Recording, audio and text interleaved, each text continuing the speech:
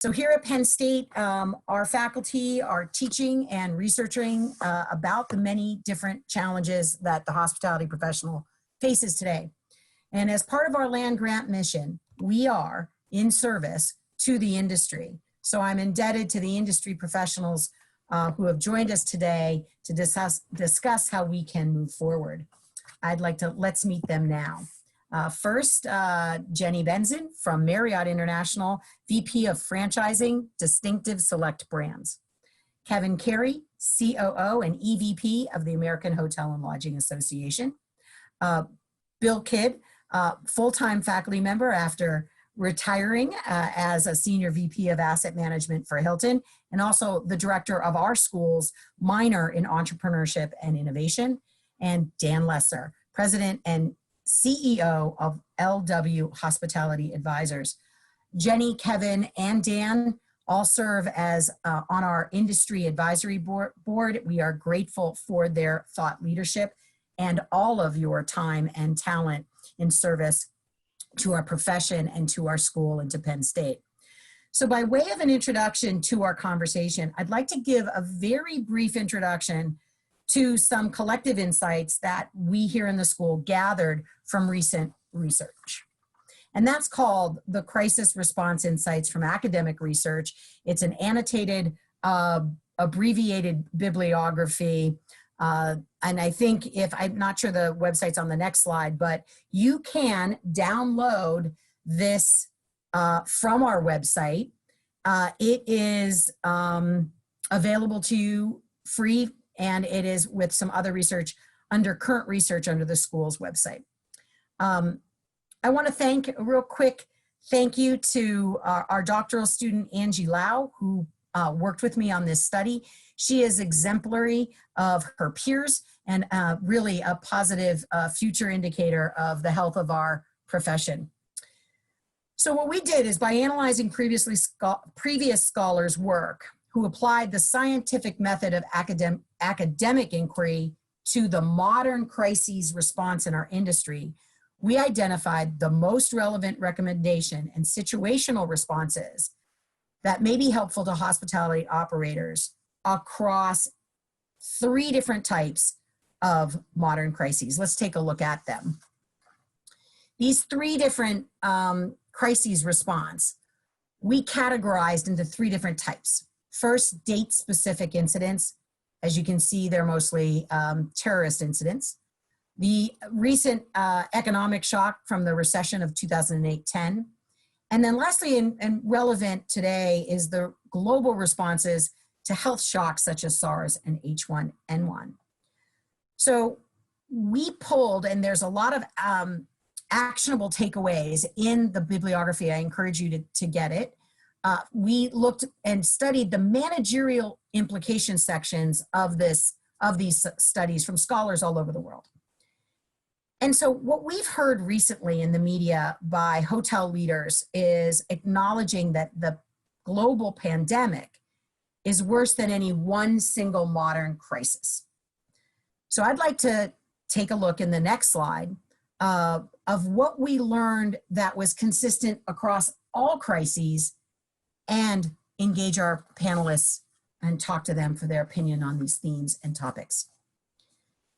We're going to leave this slide up there. We're not going to talk about them necessarily in order, but irrespective of place, irrespective of type, these collective insights were consistent across all of them. The need for government action and support, communication, authentic, consistent, a lot of it, and operational strength equals operational trust, which was paramount. Fundamentals first was the basis of that operational trust and strength, even more so than brand. And then the responsiveness and sensitivity to consumers, and of course, the attention to employee well-being, because our employees deliver our value proposition in hospitality. But I do want to start at the top, and I do want to start with Kevin, because, and I want to say, I think that AHLA and the National Restaurant Association, all of our organizations, our advocacy organizations, have done an amazing job. And, you know, Kevin, you and your team, chief among them.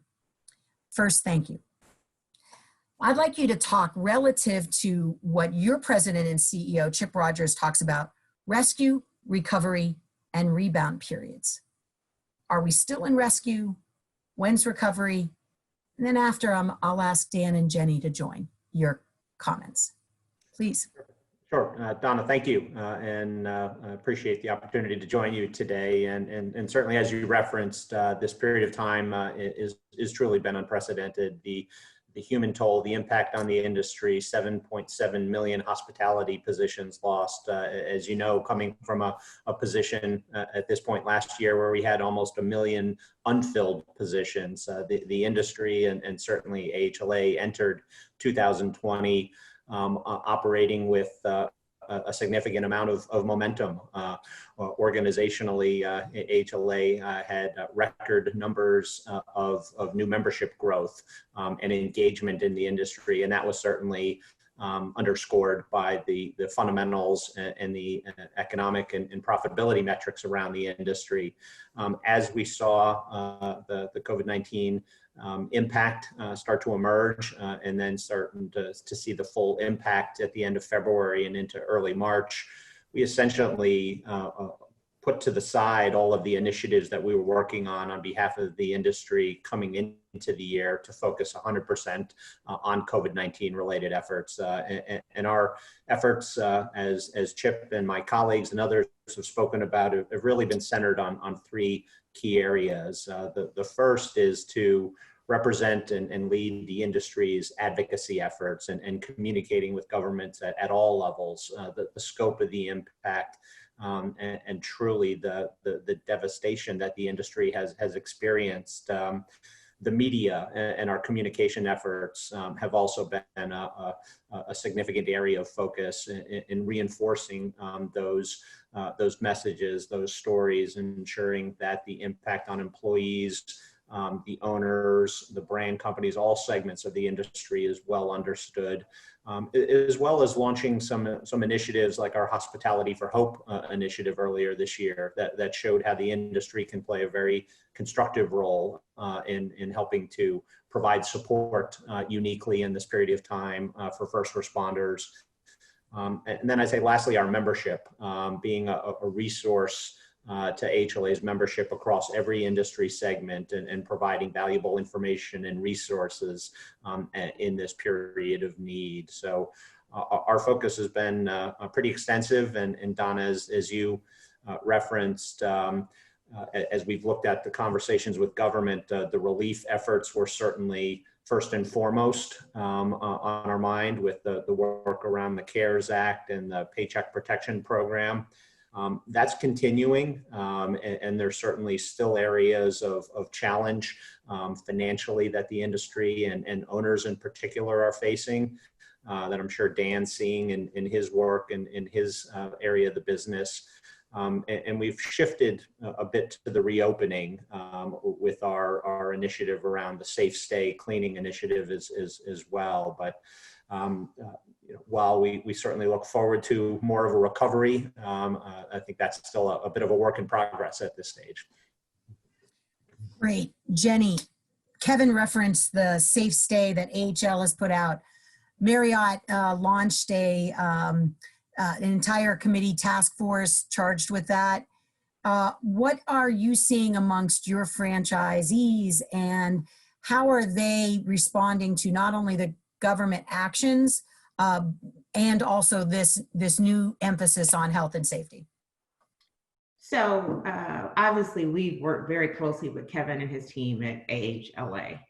And Arnie has been unbelievable advocate for this, right? Ranging from being on the business roundtable, co-chairing the COVID piece. I think tomorrow, Kevin, he's with Chip and Governor Hogan. That's right. The opening from Maryland, right? So very, very personally involved. And obviously our owners, the PPP program has been very good for them in terms of being able to make some expenses and bridge that gap. We clearly need liquidity in the market for our owners and where they sit. As far as the Clean Act piece to it, they're very involved. We have a very robust system where we speak with our owners actually weekly. And we discuss with them any updates we may have as respects to clean resources and tools that they may use to ensure their associates have what they need. And while we make a lot of discussion about the guests, the associate is equally important to make sure they feel safe in their work environment. So it's a big effort. And as you mentioned, we have the Global Council, which includes Marriott executives, hotel associates, and then some industry experts, infectious diseases, Ecolab. And what I like most about this council is, while it is talking about disinfecting, et cetera, it is also looking at a broader, holistic approach to how we deal with this as we move forward. So I feel very good about the process that we have in place. I've been reading diligently about it, and it is encouraging. So Dan, let me move to your perspective and your practice. You see a lot of different types of owners, investors, et cetera. And how are they reacting to some of the relief efforts? How are they navigating it? And what's their sentiment in terms of where we are now? And I just mind you to take your mute button off. Thank you for reminding me to do that. First of all, Donna, thank you so much for inviting me to this panel. It's great to see everybody. And I too would like to just take a moment and applaud and thank Kevin and Chip for all their efforts. I really believe that the AHLA has done yeoman's work and continues to. And the industry is very fortunate to have these two executives representing them in DC. So I too would like to say thank you very much. In terms of answering your question, I think the industry is still stunned and trying to figure out where we are, where we're going. I think there's a bit of fear in terms of what I call a second wave of the first wave. So, and I believe if it's going to happen, I sure hope it won't, but if it's going to happen, I think we may be even seeing it right now. If you look at today's headlines about spikes that are occurring, it's a scary proposition, right? And then and then on top of that, we have the potential for a quote unquote second wave in the fall. So listen, owners and operators are reacting best they can. The metrics that are coming out in terms of revenue per available room are looking better week over week, but everything's relative in life, right? So we bottomed out at 90% decline week compared to week this year, last year. And so now we're down to 70? I mean, yes, that's good. But on the other hand, that's still like just incredible hit on the sector. And, as far as the government support, with the PPP, and then I know that, there's a strong effort, and I know there was an announcement yesterday about the CMBS world, and the AHLA again has been doing a terrific job. These are significant challenges, and I think that a lot of owners are concerned, frightened, uneasy. On the one hand, on the other hand, we're all in the hospitality business, right? And I believe that fundamentally, hospitality folks are an optimistic bunch. So, and if you look back over time, during this recent couple of months, I've had the opportunity to reflect on my life and calamities that I've lived through. And the first one that I remember actually quite vividly was in 1962. I hate to admit that because now you'll know how old I am. But I vividly recall the Cuban Missile Crisis and sitting with my parents in front of a black and white television at 10 o'clock at night to watch the news, because it really was the news back then. And then after 11 o'clock, the TV, there were 8 channels of black and white, the TV shut down, and we got to fret all night about literally the potential of nuclear war at our doorstep. Right. And then if you go from 62 to today, between the Arab oil embargo, the stock market crash in 87, 9/11, 2008, right? It goes on. And every one of these episodes, from my perspective, were, oh my God, the world's ending. Right. And I believe that there's been that sort of mindset during the recent couple of months. And yet invariably, every time the world evolves, and frankly comes out the other side bigger and better and with higher achievements than the prior time. That is the optimism, Dan, and I think you are right. We have a mantra here in the School of Hospitality Management. We are resilient, we are creative, and we are compassionate. And if that doesn't sum up all of that, rightly so, owners and operators are nervous. But I think I'd like to circle back to that operational trust and the operational strength, which is around these plans of safety and security. And Bill, I know as an asset manager, you were responsible for some of the most iconic American and international properties. Let's move that conversation, as Dan pointed out, about that optimism and who we are as a profession and on a whole, and how do we move that into this? And I don't want to say new normal. I want to say next normal, because Dan pointed out we come out changed, but hopefully for the better. Would you reflect on that? Well, Donna, first I agree with what I'm hearing from everyone who's spoken so far, and I think the optimism is very, very important to this. I think it's important nationally and for our industry. And I agree with Dan. I think that our industry is naturally optimistic. That's built out of trust, that's built out of relationships, it's built out of long-term relationships. I know as an asset manager representing ownership for large hotels, that started with working with really, really great leadership on property. That's the general manager, the executive team, and emphasis on having outstanding people in those roles engenders trust. Being open and honest before the crisis in everyday exchanges engenders trust when there is a crisis and makes everyone more effective when the crisis is going on. And that communication you talked about, it needs to be accurate. It needs to be timely. We hear the word transparent all the time, but it's so, so true. Transparency is ultimately most important. And that includes being willing to say, I don't know. When you don't know, you actually, I believe, I've found in my career, you actually develop more trust with someone by looking them in the eye and saying, I don't know, I'll get back to you, I'll find out, I'll go figure it out, I'll work on it, but I don't know right now. And I think we all need to be willing to do that.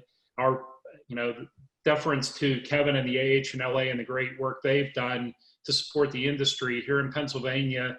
The PRLA has done an outstanding job, and I'll quote John Longstreet, who's the president of PRLA, when he comes into my franchising class. He says, sell, don't tell. From the franchising side, from the ownership, the brands, and from the general manager on down through the organization, selling, not telling, delivering that optimistic but realistic perspective, and stopping and remembering, we got two of these and one of these. Listen and make a point of listening to what your associates are saying, what your team members are saying, what others are saying can translate into developing that trust in those relationships, has been my experience. You brought up communication, and I wanted to dig in a little bit more of what our findings discovered. And that is, the communication is, you're right, transparent and honest, absolutely accurate matters, authentic matters, consistent and frequent. Because in the absence of information, people do get fearful. And there is a lot more media out there than there was in 1962, Dan, right? So today you can go on and find a lot of misinformation rather than staying up all night and be frightened. But that can also be disconcerting as well. And when we think about that, the employees who are on the front line, we found in this trust, as you absolutely stated, across every modern crisis, before, during, and after, this operational trust, which builds or feeds into brand trust. Service staff need more support from management.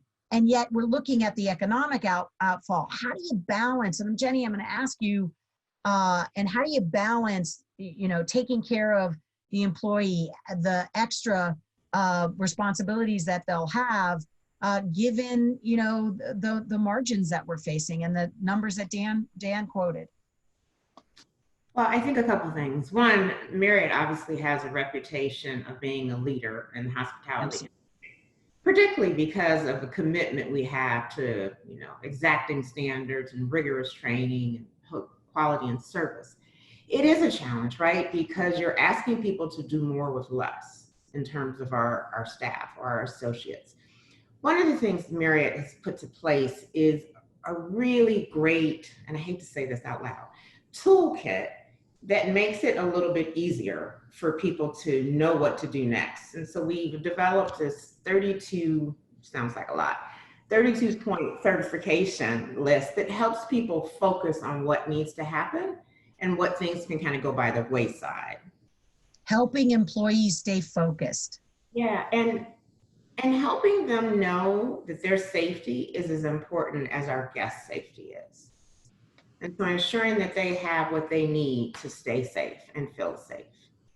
The other piece about communication you mentioned, I think is important, is we obviously have to formally communicate to people, right? To your point, people fill in the blanks if you don't. But the real communication comes when that guest walks into that hotel and has a consistent execution in today's terms, in terms of cleanliness and sanitation. So we've had several guests call hotels and ask, you know, what are you doing for COVID, blah, blah. Once the guest gets there, they feel much more comfortable because they see all the high touch points that we're taking care of, et cetera. I love the fact that you said high touch, because in essence, it's less touch, but more care, right? Yeah. So we used to call it high touch because it was the engagement, but it's like we have to find a new phraseology there. I'm sure our good marketers and researchers will come up with that, because we do a lot of research around technology. And that's something that we found, that there's rapid employment of new technologies or service design. And, you know, Jennie, if you will lead us off, and I'll ask our other panelists, what are you seeing? What are you hearing from your stakeholders, and what are you doing at Marriott and these new practices and technologies? Sure. So some aren't necessarily new, but we've kind of amped them up. So mobile check-in, mobile key, mobile dining.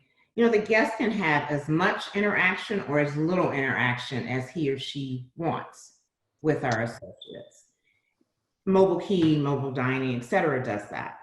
The other piece is, and I'm sure everyone's seen it on the news, the electrostatic sprayer that we're using. Actually, it was on CBS this morning, a demonstration of it to be used. And it's hospital grade sanitation. You know what's interesting? We use the same chemicals we've used for years.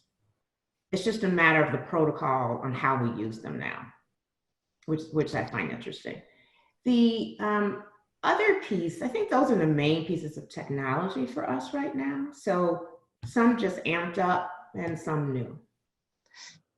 Dan, Kevin, what are you hearing from what are they doing new, and how are they adjusting? And Dan, there you go. Go ahead, Kevin. Kevin, will. Sure. I'll jump in on this. I think there's a point of view that the current environment is going to accelerate the technology adoption across the industry. Certainly the points that Jennie referenced related to cleaning initiatives, contactless payments. I think you'll see that the technology and automation really extend across numerous fronts, from the guest experience to the cleaning environment. Think about the changes that are going to occur in group meetings and events, how there'll be some hybrid sessions, either guided by size and gathering limitations, as well as customer or group meeting attendee preferences to participate virtually. So what that means from a meeting and event perspective. I think across all these fronts, the technology change and pace of adoption is certainly going to be heightened. We've been working with a number of our peer trade associations, one in particular, HTNG, Hospitality Technology Next Generation, to lead an effort to develop a resource guide for a number of technology vendors and companies who are approaching these challenges and these opportunities to create a resource for the industry and our members to identify some of these new emerging technology players that'll take on added significance in this current and emerging environment that we're all reacting to. But it's certainly going to be a large impact. Yeah, we love Mike Blake and those guys. They're doing great stuff. So friend of the school. Dan, what are you hearing and what are you seeing? Okay, well, thank you. So a couple of things. I think Bill was the one who said earlier about transparency and credibility. And I'm a big fan of I don't know everything. I don't know anybody who does know everything. And frankly, when I don't know something, so for example, within days after COVID became a big thing here, my phone was ringing off the hook.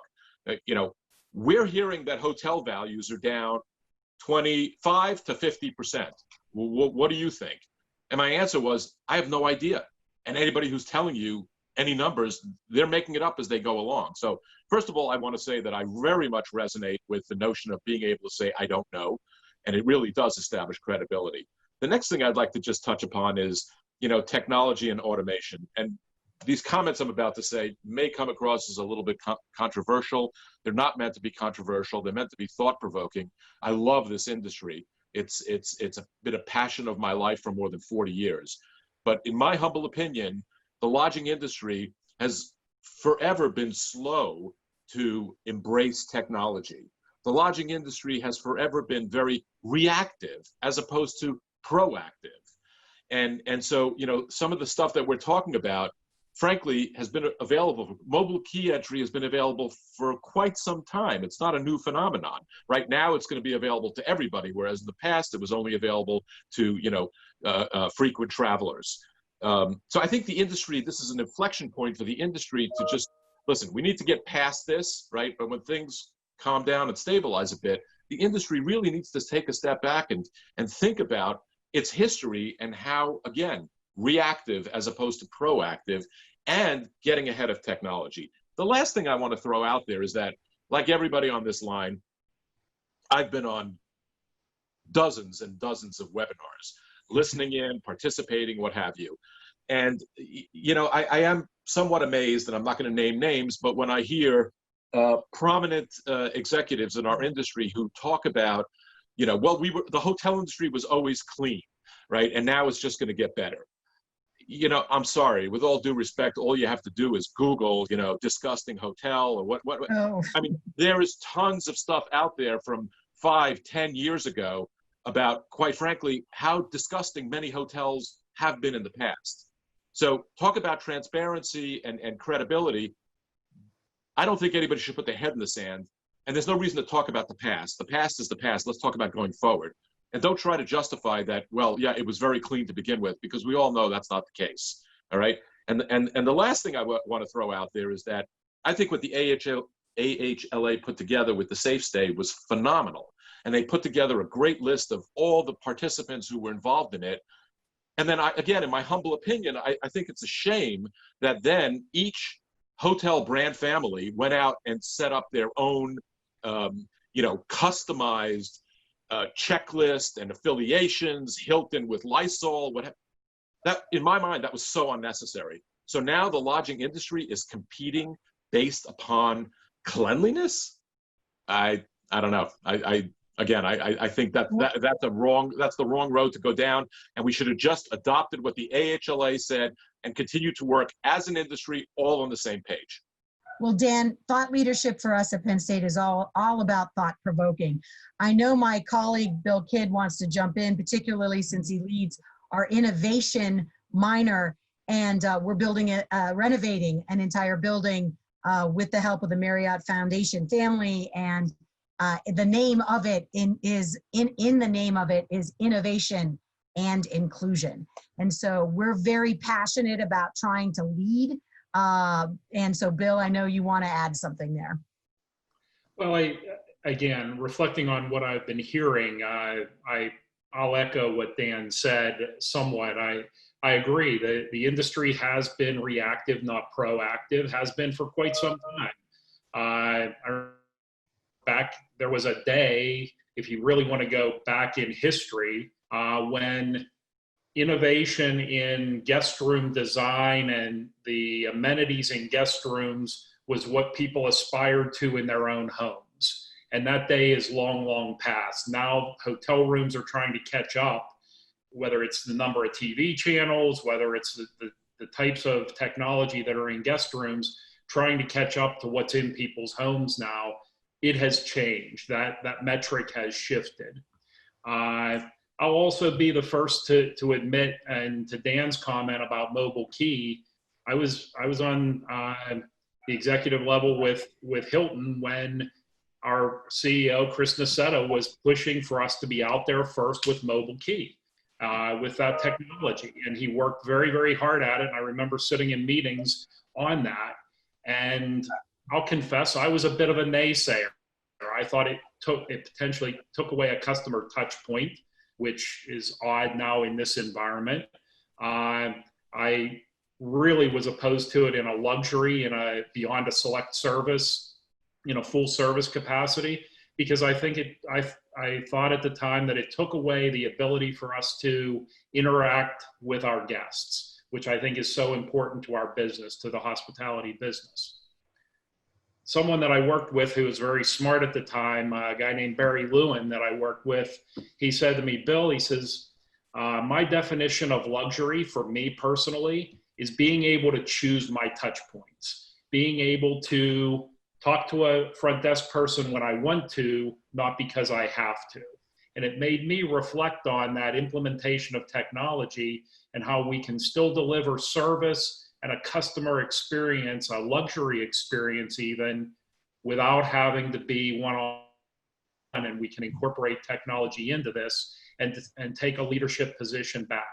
I don't know if any of you in your roles have had opportunity to travel recently. I know we're all fairly confined, but I took the opportunity to get away for a weekend and a couple of days of golf down to a local resort to Bedford Springs last week. Had a great experience, wore a mask, walking up and down the hallways, followed the protocols that they put in. I felt very comfortable with the protocols that they put in place and being able to interact there. I would say the biggest thing that I missed, believe it or not, the simplest thing that I missed and what we need as much as anything is the ability to see someone smile. This idea that everybody's got a mask on and I can't see your smile is the thing that I missed the most around that hotel. I could see it in their eyes, but I couldn't see the smile, frankly. And I think when we get that back, we'll be moving the ball forward. Well, I'm waiting for our innovation lab to be completed in the Marriott Foundation building, where we can, use our 3D printers to print customized face shields that have a person's actual favorite photo of them. So even if you're having a bad face hair day, we could have a smile on your face, even without. But I'm sure Kevin appreciates the solidarity, Dan, that you reflected was needed. And I think there is some, but Jennie, we have different brands and we have such a fragmented, ownership, relationship. We have different size owners, et cetera. Coming up with a brand standard separate from AHLA's might give franchisees, the kind of support and, ready access. Maybe you can reflect on how different brands within a large portfolio like Marriott, especially your distinctive select ones, how they're adapting, because everything might you have to be different in different places, is what I'm saying.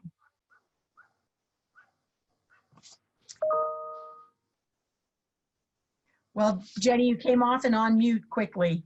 Sorry. There you go. Thanks. Sure. Ironically, though, I think as it deals with cleanliness standards and service, they're far more similar than different. Now, there are other nuances, but in dealing with this pandemic, I think they're more similar than different in terms of being able to do it. The challenge comes in having 5,500 hotels and being consistent across them in the standards. That's really where our challenge comes from. And then obviously local jurisdictions have different things. Some places you have to wear a mask, some places you don't have to wear a mask. And so that causes challenges for us. But I think from a systemic perspective, at this time at least, they're more similar than different. If that makes sense. It absolutely does. And I think, Dan, you made it, you said it well. There's still in your opening remarks, people are stunned and a little shell shocked, so all help is welcome. And they are trying to figure it out. Recently, the phrase that I've adopted is we are building the road as we are traveling it. And in many ways, that's it. The other phrase that I think applies to the conversation is, and I would agree that we may not have been as innovative or as quick adopters of innovation across all of the spectrum of our industry. And I think part of that is due to the fractured nature of ownership, investments, brand, management, et cetera. But never let a good crisis go to waste. So at least this is compelling us to maybe be better communicators and better marketers of when we do things right. Because some of our colleagues, and our peers let us down. And Dan, since you've taken yourself off mute, please jump in there. So, well, first of all, Jennie, I saw online, I came across a product called Clear Mask, and it's available. And Donna, to your point, or I think maybe Bill was talking about, seeing more than the eyes. These masks are far from cheap, but they are clear down here, and you can see facial expression. So again, they're expensive, but that may be a sort of a marketing differentiator if the industry wants to go down that road.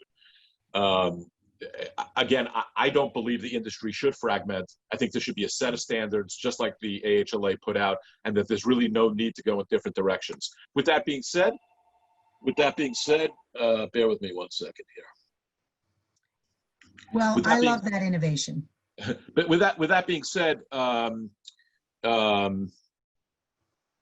here's another thought that I just had as I was listening to Jennie about local jurisdictions and what have you. Some require the masks, some don't.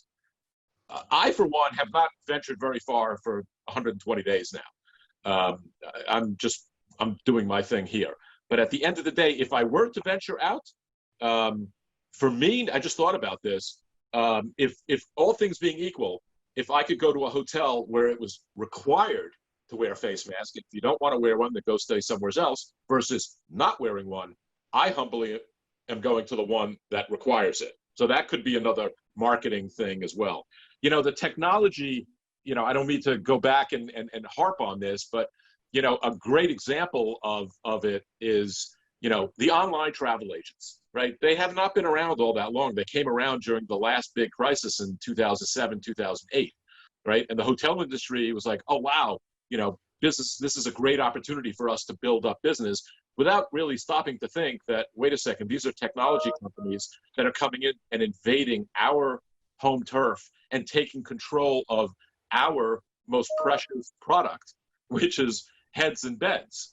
And so here we are, how many years later, and we're still dealing with the struggle of online travel agents and how they work with not just the lodging industry, but other sectors. And the last thing I'm going to say is, I recently heard that Roomkey finally folded. Well, I mean, that is just mind-boggling, right? Roomkey was backed by major players in the lodging space in connection with making room reservations for hotels.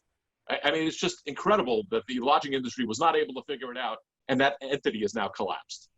And that is a brilliant segue, Dan. Thank you. To go and to move to one of the last themes that we found consistent, and that is about a responsiveness and sensitivity to consumers. And whether in that reference was the preference for consumers to purchase and book online, and therefore what we thought, and I want to kind of touch on what all of your impressions, because you're every day living and breathing what our owners and operators are facing. The pricing sensitivities of consumers. And Kevin, I'm going to ask you to start us off with this conversation about our learnings from discounts and promotional premiums, et cetera, and how that can come back to not be effective in the long run on value, on lots of things. But let's talk about the sensitivity of consumers a little bit. Thanks, Kevin. Yeah, I mean, I know we've all seen consumer surveys recently, and to connect that back to the safety and the cleanliness message. I mean, that's certainly at the top of the list. As I've seen data where upwards of high 80s to low 90s of consumers are placing cleanliness at the top of their level of what's top of mind in terms of their readiness to return to travel and to stay in hotels. That's ahead of location, discounts, the ability to have insurance or to cancel your trip. It's at the top of the list. So, you know, that theme at present is certainly right there. There's also, I think many had the view that consumers were going to not want to have a lot of room entry, that from a daily cleaning perspective, they may opt out of that. And actually, anecdotally, what we're hearing at present is those travelers in hotels want the daily cleaning service, whether that's a function of they're sick of being at home and want some level of service, or the people who are actually traveling are the people who are less concerned about the status of the virus or their own personal well-being, and are opting into that daily room service. But you know, we're all still watching in these early stages of as business comes back and as more properties reopen, and keeping a close eye on consumer attitudes and perceptions. We're doing some polling and some surveys now to try to get more data around that as well. So it's certainly something to keep very focused on and watching. Yeah, that's exactly what I thought. That's a good doctoral research project there, right there, to understand that. Bill, if you would comment. Well, to Kevin's point, I'll reiterate the concept of allowing choice, giving the customer the choice, putting the control in the hands of the customer, and recognizing, and whether we like it or not, some new gizmo, some new technology, the implementation of that across our industry takes an enormous amount of time and money. And as Jennie said earlier, getting a cleaning standard out there consistently across how many rooms, say, Jennie, 5,000 rooms or 50,000? 50,000 rooms? Yeah, it's an enormous undertaking. And in times like this, when money's short and all the pressures are on ownership to keep the business alive, ownership isn't prone to investing in cutting edge anything, because cutting edge things have gone the wrong way for many, many, many years. So in a lot of cases, I think you're going to see people relying on the old blocking and tackling, doing the basics, emphasizing cleanliness. Is it a point of privilege? I don't know. I think giving the customer the choice and making the customer comfortable in their environment, as Dan pointed out, relative to he'd rather go somewhere where everyone's wearing face masks. Dan, I went to a diner on my way to Bedford Springs. I wore a face mask and nobody else in the place had one on. They looked at me like I had 4 heads, and I felt enormously uncomfortable in there. And I felt uncomfortable being in there with all these people that didn't have face masks on, for goodness sake. So making people comfortable is the focus in my mind. And I think, Kevin, Bill, I think that speaks to Kevin's point about trying to collect more insight about our consumers and our segments. We have great insights into consumers as they have traveled with us in the past, but we do have a whole new landscape, and they're making their decision making the consumer's decision-making process is changed, maybe changed for a long time. And So like, Dan, like always, Donna, the people on the front lines, the people in Raleigh, North Carolina, and wherever, New Hampshire, know what their customers are seeking and what's appealing to them, frankly, better than people in McLean, Virginia, and Bethesda, Maryland. Okay. terrific. Dan, would you comment on this, the consumer perspective? Sure, be happy to. So I believe I heard you talk about pricing and discounting, et cetera. Listen, I think in any industry, reaction to demand shocks is just cut prices. I think specific to the lodging industry, that's what's happened every time when you look in history. I think it's also pretty evident that every time that has happened, it's so easy to cut rates. It's much, much harder to raise them afterwards.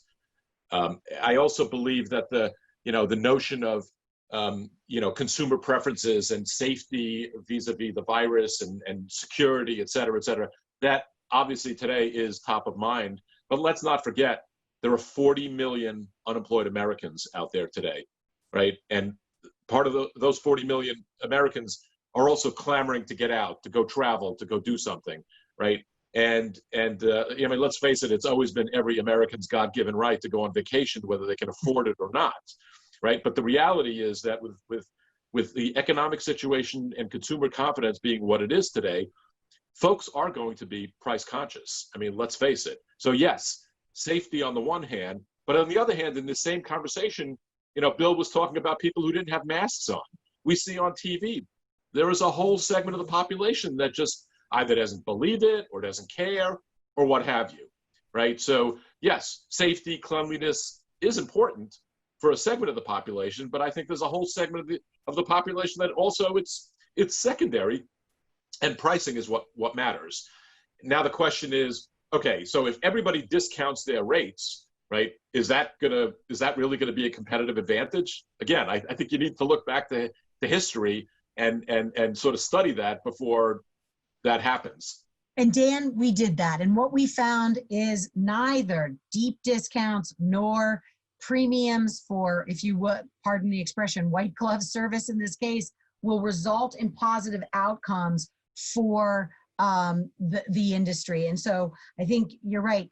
But we are having all of these conversations, as you all have commented, and I know you're in much demand to do webinars like these, is because we are still struggling to figure it out. And Jennie, I'm curious, and I'm particularly curious because in your portfolio, you have such brands like Moxie. And there's been a conversation about young people traveling first.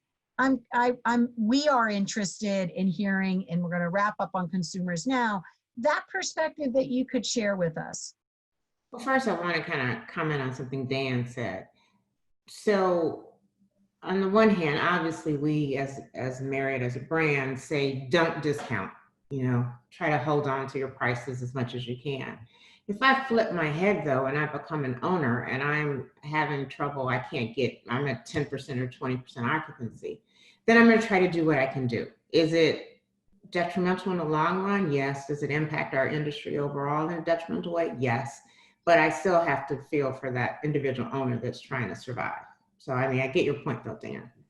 The piece on, it's funny because I was so excited with my brands because they're new and they're edgy and they're all about, being in the public and engaging with people. And now I'm like, oh my gosh. So talk about innovation. We haven't figured out. So I'm going to say we don't have an answer yet, but we are working on what can we do to kind of tilt the model, at least during this piece. So I'm going to be honest with you, Donna, we don't have a response for that right now. It's something we're working on. Well, that is authentic communication. It's accurate. It's building credibility, as Dan said. I want to ask Brian Black at this moment. We have lots of registered folks. Brian, I think you've been fielding some questions. If you would like to ask them in our remaining 10 minutes here. Absolutely. So we have the Q&A tool open for those participants joining us today. This question comes in regards to service. We talked a lot about high touch or high tech, but when it comes to service, what high touch is going to be critical moving forward? And I'm going to put quotes around touch. I'm going to have it be high engagement, high associate engagement, if we can. Who would like to address that? Start. What do you think? I'll Thank start. you, Jennie. Sure. Obviously, service is a key point. Educating our associates on how to deal in a situation like this as they've never dealt before. And so they do have to meet the needs of those individual consumers. So there has been some service training on that, but let's all be honest, a lot of that has to be intuitive with people and what they want to see and what they don't want to see. So there's a whole cleanliness piece. There's training people on service. You know, if a guest is unhappy or is concerned, extra concerned about COVID and has a problem, we've done some, you know, scenario-based training with them. But service is just as important as making sure the hotel is clean. I thank you, Jennie. I think for you, Bill, it's going to be that clear mask that Dan pointed out. I'm not sure. What do you think? Well, it is. It's being able to make eye contact. It's being able to see the smile for me as a customer, but it's also being able to choose my environment. I think Dan and Jennie have hit it on the head that customer choice is very important in this. And if you're going to have a point of privilege, that point of privilege is going to be driven around what your customers want and delivering on it, but also being very, very mindful of the other leg of this stool, which is taking care of our guests. We can open up our hotels and say, no one has to wear masks, but what environment are we, or what situation are we putting our associates in? And that's a very, very important consideration and a responsibility leadership and brands have. Yes, absolutely. Kevin. I think as we think about the service proposition, oftentimes you think of as you walk through the front door and as you arrive on site or on property. I think in this environment, that communication factor that we talked about earlier generally, but as it applies to the customer service dimensions of it, having information in advance for the property you're going to. Will there be food service? Is the pool open? Do you have a gym? Is the gym open? People are really in need of that information, both at the time of booking, but pre-trip and pre-arrival. Even while we've been on this webinar today, the states of New Jersey, New York, and Connecticut have announced that they're imposing a 14-day quarantine period on travelers coming from quote unquote hotspots. If you were planning to make a trip today to New York City, and we're coming from, I don't know which states are on those hotspots. I can guess based on some of the recent news reports. But when does that take effect? Am I impacted by that?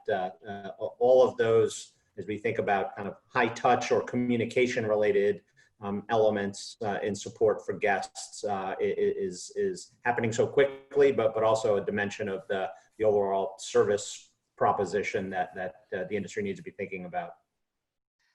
Wow, Kevin, that's amazing. And to wow. One of the things that our research showed from this bibliography was you have to prepare in advance, plan, practice, and train for lots of different crises.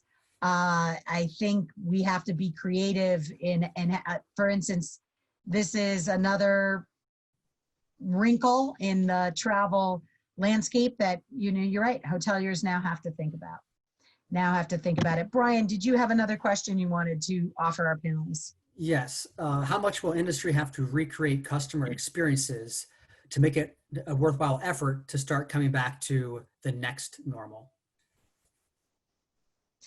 Wow, that's a great question. I know that, like you, I'm reading a lot about the redesigning of lobbies and so on and so forth. And we've spent a decade making open concept our experience outside the home in our choice of travel locations, and now we're, you know, kind of reversing that, re-engineering, if you will, reverse engineering that. So there's the design element, but as you said, I think there's also the other touch points. Bill, please.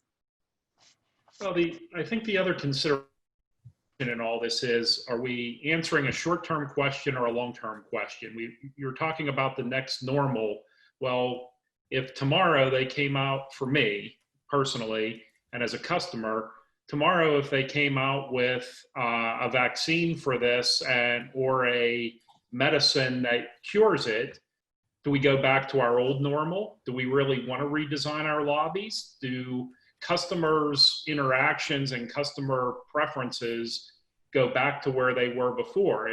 If we go back, as Dan pointed out, to all of these previous crises, we have evolved and normalized, actually in the United States, at least to my recollection, relatively quickly. And will that happen again? So, you know, Jennie and her team are working very, very hard to figure out how for customers to engage in their lobbies. And you change all the lobbies, and 6 months from now, it's all moot and you're putting all the old furniture back in, or are you? There's a lot of very unanswered questions in all of this. And generally, the answers will come, and it's going to be a process, and it may be a 6-month process or an 18-month or a 2-year process, and we don't have those answers yet. Well, I think the adoption of technology as again, something that we found in the study is going to be a little more rapid, hopefully, than what Dan pointed out was our past trend line, if you will. Because I will tell you, I love the little auto pay where you don't have to use your chip, you just swipe your card. But it is amazing how many retailers that doesn't work for, even though it's on your credit card, the auto swipe. It's going to be an interesting ride. But we're at the top of our hour. I know we have a couple of questions left, but we will ask our panelists for some parting comments just as we go forward on these key advice or key indicators or key action items that all of us can think about and take away. We will continue the conversation as we go forward. As I started with, I'm going to ask Kevin if you'll start, and we'll go around the room, so to speak. Well, again, Donna, thank you, and for Bill and Jennie and Dan. It's a pleasure to co-appear alongside you all. I've enjoyed the conversation, and really, assuming we've got a number of students from the school who are participating. Just always am so impressed with my interactions with the Penn State students in this program, and certainly keep optimistic about this industry and your future. I am so confident that you'll have an impact and a home in this industry, and to continue to keep that level of optimism high. And I look forward to seeing you on campus. Thank you. Dan, if I could ask you to give us some closing in wisdom. Well, again, I echo everything Kevin just articulated, so I'm not going to say it again, but I will say a heartfelt thank you to you, Donna, Jennie, Kevin, and Bill. It really has been a pleasure. And Kevin, I think you really said something that is profound to younger folks that are listening in. We clearly live in challenging times, but you know, the world has gone through worse times, right? And nobody's gone off to war just yet, although this is a war in some sense. You know, I guess the last thing I would like to just kind of throw out there is that, you know, the 5 stages of grief, right? Denial, anger, bargaining, depression, and acceptance. They don't necessarily happen in that order. But, you know, what happened over the first 4 weeks was just astonishing and shell-shocking. And, you know, the kind of shock that has been so concentrated in such a short period of time. And here we are, 2 months, 2.5, 3 months after that initial shock. And I believe that the world, including the hospitality sector, is going through these 5 stages of grief. And ultimately, the last one, acceptance, will absolutely come around. It has to come around. It's the only way we can survive. And I too would just like to echo what Kevin just said. Listen, if the world decided that they wanted to mutually self-destruct, it probably would have happened already. The world doesn't want to do that, right? Human instinct is to survive. Human instinct is to thrive. And it really doesn't matter, whether you're talking about dictatorships.